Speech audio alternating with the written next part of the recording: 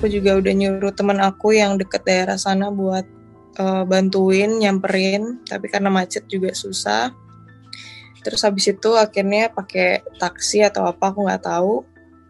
Udah nyamperin satu rumah sakit, ditolak karena rumah sakit itu aku nggak tahu lebih mengutamakan COVID atau karena COVID mereka nggak bisa terima orang emergency. Akhirnya dilarikan ke rumah sakit lain, dan di perjalanan teman adik aku bilang ya mungkin akhirnya di situ. Terus makanya pas sampai ke rumah sakit yang satu lagi di UGD, dokter bilang dia udah nggak ada. Nggak bisa ilangin memori di otak aku waktu aku datang ke UGD, aku meluk Marco yang dengan keadaan dia yang udah kaku dan dingin dan biru, itu akan selamanya terputar di kepalaku. Aku bahkan nggak mau lihat adik aku di dalam peti. Jadi pas Marco udah dimasukin ke peti sampai akhirnya dia dikremasi, aku nggak mau lihat dia di dalam peti. Aku bener-bener nggak lihat, karena aku nggak mau keputar terus di kepalaku gitu loh adik aku di dalam peti. Jadi apa ya, sekarang juga aku ngerasa kayak hidup tuh nggak ada arti. Setelah laporan itu kemudian kita ke rumah sakit, kita menemukan bahwa Marco ini sudah dalam keadaan meninggal dunia. Setelah itu kita ambil keterangan di sana, kemudian keterangannya bahwa dia sebelumnya minum minuman di apartemen di kamar lantai 3, bahwa memang benar ya, ada beberapa botol minuman.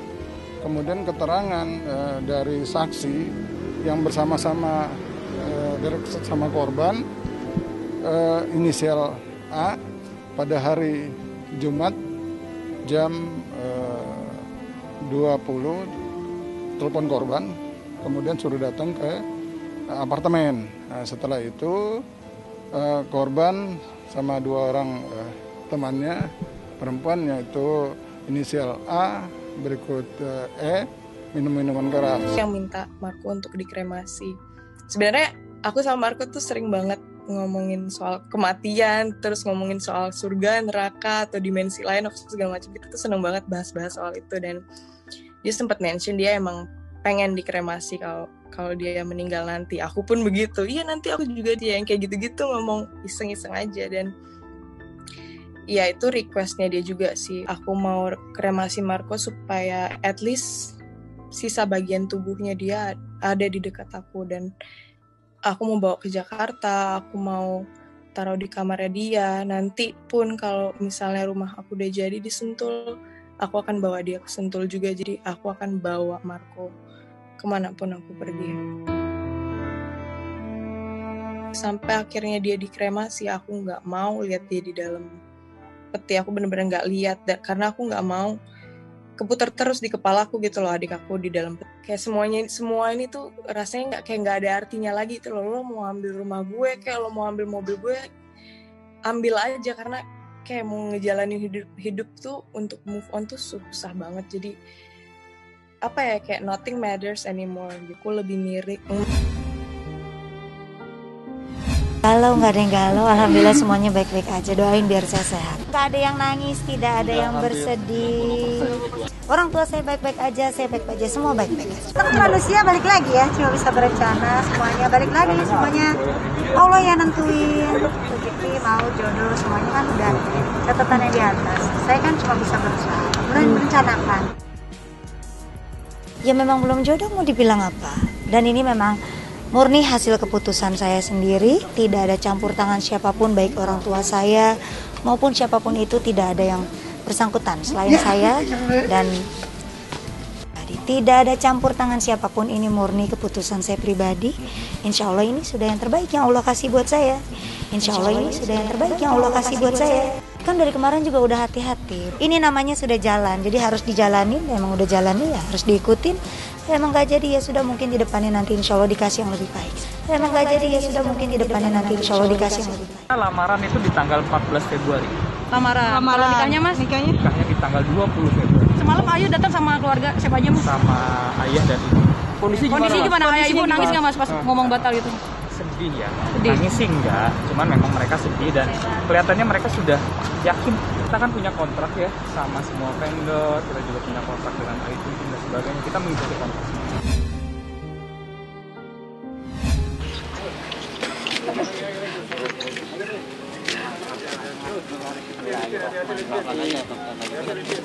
Aduh, boleh ya? Dari sini, sebelah sini. Di kayu, tarik kayu, Man. Saya Alail Qassas sebagai suami dari Umi Suraya bertanggung jawab atas hutang Umi Suraya. Saya minta maaf sebesar-besarnya, sedalam-dalamnya. Kalau ada salah, kalau ada Quran, kalau ada kata yang gak enak, mohon dimaafkan. Mohon maafkan. Sekali lagi mohon maafkan. Umi kalau hutang sama siapapun bisa tagih ke saya. Kita salat, tolong doakan seikhlasnya. Akbar.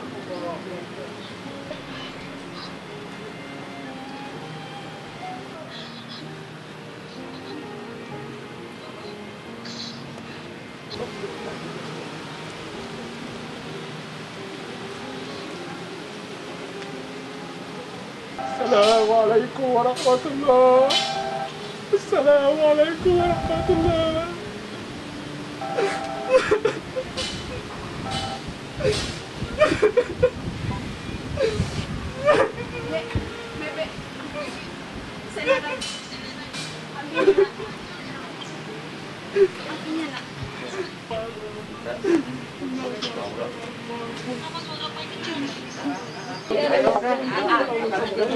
Oke, siap. Aman. Ke depan dikit. Angkat ke depan dikit.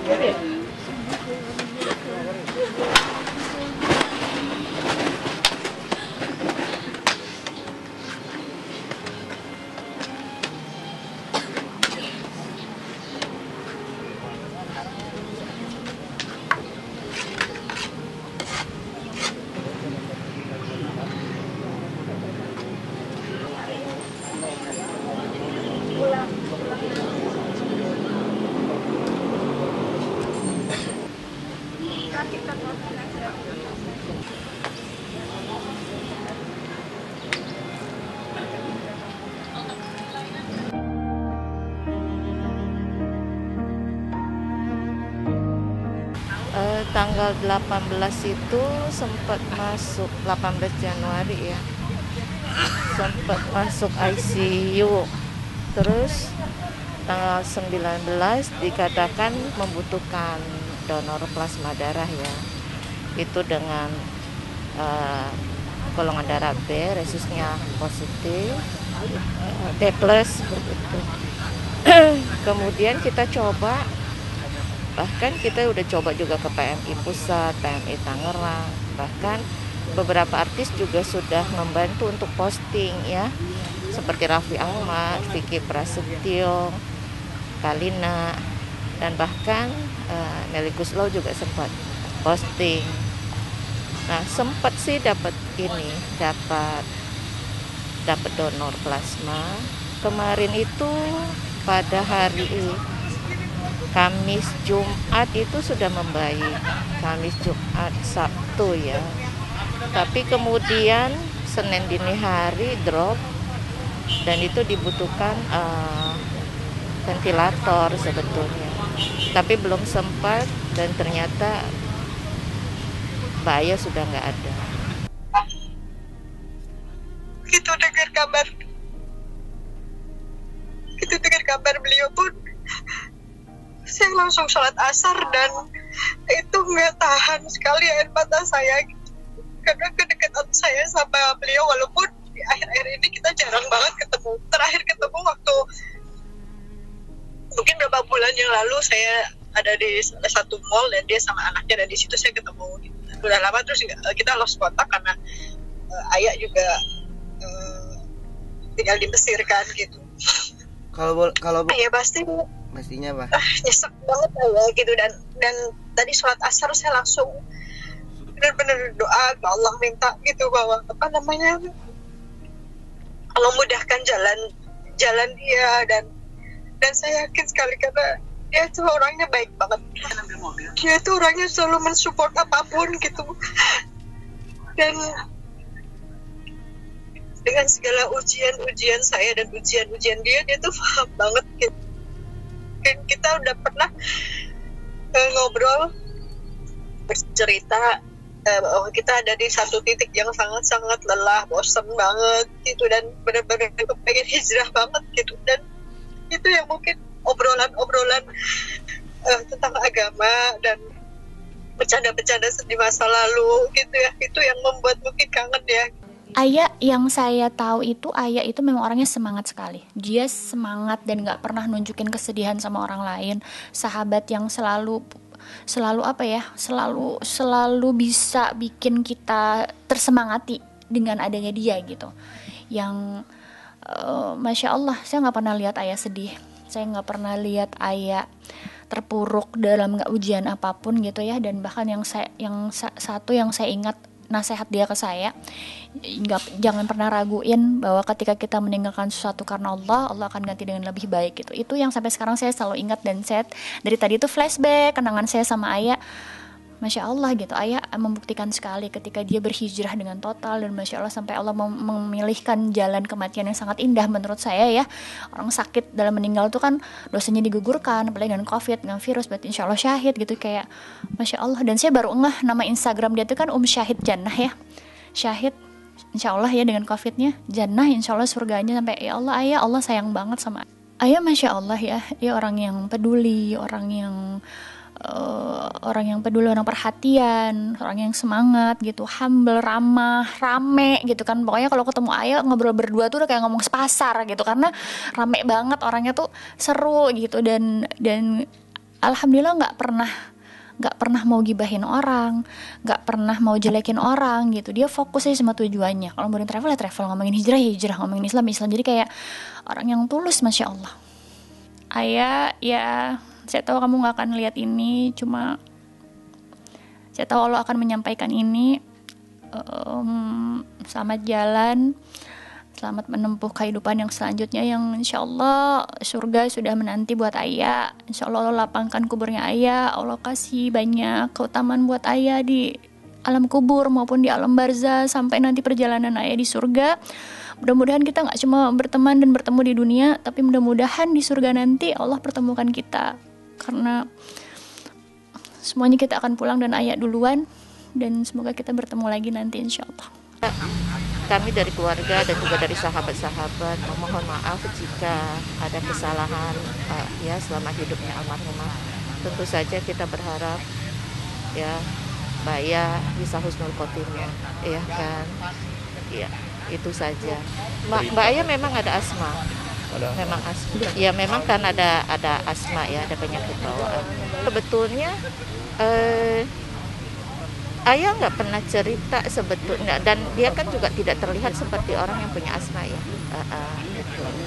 Cuman terakhir baru tahu dari suaminya bahwa Ayah punya asma. Sempat belajar, sudah mulai bisa duduk dan belajar berdiri gitu. Kan kita nggak bisa tengok ya, karena hanya bisa dari kaca ya. Ya memang tidak mudah buat kami ya, buat sahabat ataupun keluarga dengan kepergiannya Ayah begitu. Karena pada saat dikatakan sudah membaik, kami sudah merasa senang karena dikatakan 2-3 hari lagi bisa keluar dari ICU. Nah itu jadi harapan kami yang paling besar ya, Ayah untuk sembuh. Tapi ternyata jalan hidupnya berbeda dan Allah juga punya rencana yang lain. Suami dari awal terlihat sangat terpukul. Ya, karena ya kami tahu ya mereka itu kan saling mengisi, dan benar-benar Ayah itu sangat sayang lah sama Ala ya, dan demikian juga sebaliknya, dan mereka itu saling mensupport ya kan. baik dari sisi usahanya mereka, bisnisnya mereka gitu, dan untuk berbagai hal gitu. Dan Ayah itu juga sangat deket kan sama semua keluarga gitu. Emang tipikalnya begitu, sama teman, sama saudara, itu semuanya Dekat gitu. dia sangat care. Almarhumah sendiri meninggal di usia keberapa? 42 tahun. 42 tahun, masih cukup terbilang muda gitu. Ya, 2 anak, 1 laki-laki, Bebe, dan 1 perempuan.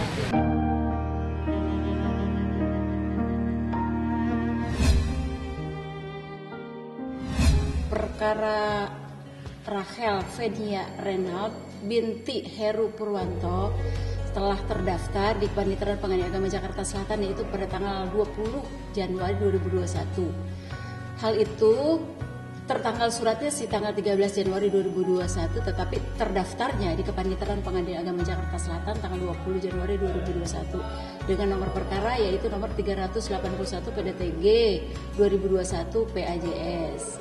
Dan agenda persidangan pertamanya yaitu tanggal 2 Februari 2021 tadi. Selanjutnya yaitu tanggal 9 Februari 2021 dengan agenda mediasi, karena mediasi itu harus dihadiri oleh prinsipal penggugat maupun prinsipal tergugat. Maka diperintahkan kepada prinsipal penggugat untuk hadir di acara mediasi di tanggal 9 Februari 2021 tersebut. Karena hal itu diwajibkan untuk kasus perceraian, diwajibkan untuk hadir secara langsung prinsipal untuk dimediasi.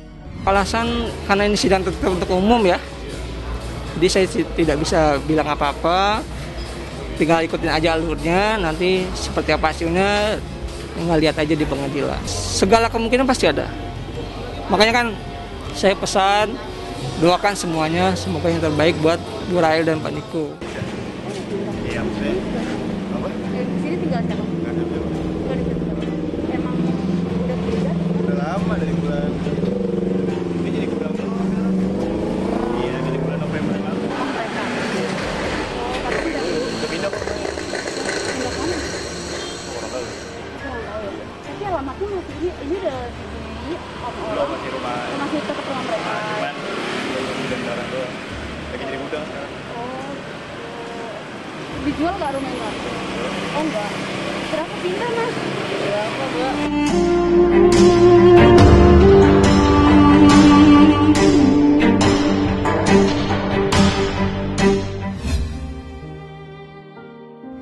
Suka karena emang dari dulu tuh aku tuh ngefans banget sama dia, bisa dibilang kayak I'm getting married with my idol gitu. Jadi karena aku tuh lagi kecil nih, aku sempet kayak nonton sinetronnya dia. Kan aku baru mulai main sinetron tuh umur 14 tahun. Nah, when I was like 8 atau 8 atau 9 gitu, terus aku nonton sinetronnya dia lah. Nah udah gitu aku kayak berharap aja gitu, dan dalam hati pernah ngomong, kapan nih gue punya pacar kayak dia, kayak gitu. Terus tiba-tiba ya one day aku kenalin sama Ali, terus udah gitu terus sebenarnya waktu pas dikenalin ya udah lumayan GR gitu sih, tapi pas kesini-kesininya sempet kayak dekat sampai akhirnya gitu. Aku tuh suka ngelihat cowok yang gimana dia memperlakukan ibunya gitu, jadi aku kayak suka aja gitu ngelihat. Sebenarnya sama Marjin tuh nggak pacaran tau. Gue sama Marjin tuh sebenarnya nggak ada pacaran, cuma maksudnya kita nggak ada kata-kata komitmen apa gimana gitu ya. Cuman ya gue bilang ya jalanin aja, kayak dia bisa ngeyakinin gue dan gue bisa ngeyakinin dia dan sama-sama nyaman, ya udah. Sebenarnya gue nggak ada kata-kata kayak nembak atau gimana, nggak ada. Dari tahun lalu lah dikenalin sama temen, ya gitulah kayak timbul tenggelam. Ya udah ya memutuskan ya udahlah serius aja gitu. Apalagi kan sekarang umur udah tambah muda ya, 3 tahun. Oh nggak, yang jelas sih dia orangnya baik, terus agamanya juga bagus, rajin sholat, baca Al-Quran juga pintar. Kalau gue sih berpikirnya mau nyari apa lagi lah gitu. Kita cari yang nurut-nurut aja lah.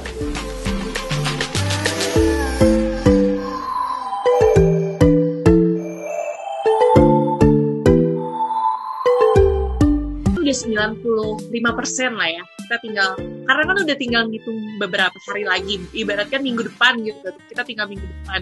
Jadi ya persiapan udah 95%, insya Allah, bismillah. deg-degan sih deg-degan ya, cuman sekarang belum terlalu terasa. Mungkin karena Ali selalu kalau aku bilang sama Ali kayak Ali aku deg-degan deh, terus kayak dia selalu bilang Bismillah, kita pasti insya Allah dilancarkan gitu. Ali selalu nentangin aku kayak Bismillah. Jadi ya insya Allah lah. Bisa berapa persen lagi? Ini udah 99% lah. 90% apalagi kan dia hari ini acara siraman ya. Ada siraman dan kebetulan kan itu biasanya acara dari keluarga wanita ya, jadi ya laki-laki di sini aja. Siramannya sih kalau misalnya dari segi gimana-gimananya Ali nggak begitu tahu, cuman yang tahu lah acara siraman seperti apa, prosesinya seperti apa. Tapi kalau tadi sih belum sempat telepon lama sih, soalnya dia kayaknya kecapean juga. Tadi habis acara dia sempat bilang katanya tidur siang dulu sih. Iya ya, dia cerita apalagi malam kan dia kan harus bangun subuh. Dia harus bangun subuh, persiapan, make up. Ya dibilang deg-degan sih, kalau Ali sih ya oke lah. Nah, deg-degan sih enggak, cuman ya sedikit terharu aja sih gitu, kayak gak menyangka ya gitu aja sih sebenarnya. Tapi yang lainnya sih nggak gimana-gimana. Deg-degan sih enggak, alhamdulillah. Cuman tadi emang ada miss sekali karena miss komunikasi ya. Masih tapi alhamdulillah semuanya lancar. Pakai ijab kabul pakai bahasa Arab juga atau gimana? Kenapa? Pakai bahasa Arab juga sesuai yang waktu itu? Enggak, pakai bahasa Indonesia. Pakai bahasa Indonesia. Pakai bahasa Indonesia aja. Tadi bahasa Indonesia. Sekali tarikan nafas nggak? Iya dong. Alhamdulillah lancar. Mungkin tadi pas ijab kabul Kak Margin disandingkan di samping kali atau gimana? Enggak sih ya, kalau misalkan untuk ijab kabul tuh tadi kayak kita lebih ngikutin tradisi yang Arab. Jadi misalkan perempuan tidak hadiri di saat laki-laki udah bilang sah, jadi semuanya udah bilang sah baru perempuannya datang. Jadi tadi aku lihat dari jauhan aja sih, tapi dengar juga. Sempat deg-degan dulu nggak sih Kak? Nggak deg-degan ya, cuma lebih ke terharu aja. Enggak sih, lebih ke terharu aja sih lihatnya. Tapi juga pengen nangis tapi kayak ngatur emosinya gitu, karena terharu banget. Jadi ya bisa mungkin jangan nangis kayak gitu.